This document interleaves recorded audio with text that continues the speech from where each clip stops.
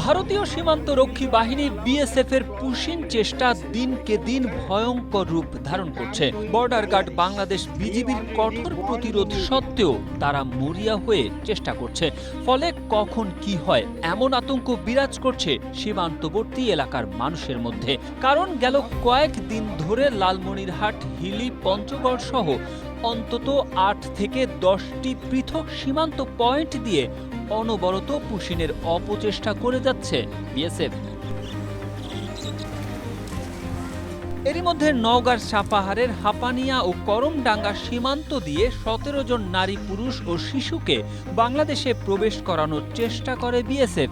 ১৬ BGB battalion শূন্য রেখায় অবস্থান নিয়ে বিএসএফকে বাধা দিলে সেখানে চরম উত্তেজনা সৃষ্টি হয়। কমান্ডার পর্যায়ে পতাকা বৈঠক অনুষ্ঠিত হলেও বিএসএফ এর একগুঁয়েমির কারণে কোনো সুরাহা ছাড়াই বৈঠকটি শেষ হয়।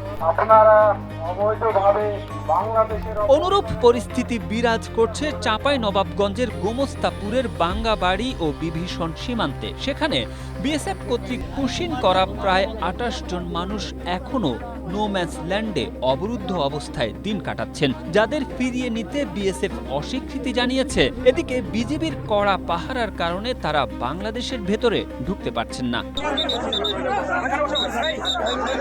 এদিকে সিলেট সীমান্তে বিএসএফ এর পুশিং ঠেকাতে এলাকাবাসী ও বিজিবি একাট্টা হয়েছে। এর সুফলও মিলেছে।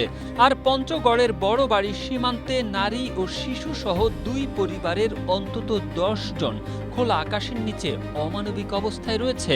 তাদের জন্য খাবার ও পানির ব্যবস্থাও করেনি বিএসএফ। তাদের এমন নির্মম ও অমানবিক আচরণে ক্ষুব্ধ বাংলাদেশ সীমান্তের লোকজন। তবে বিজিবির কড়া অবস্থানে খুশি বাংলাদেশ সীমান্ত এলাকার গ্রামবাসী।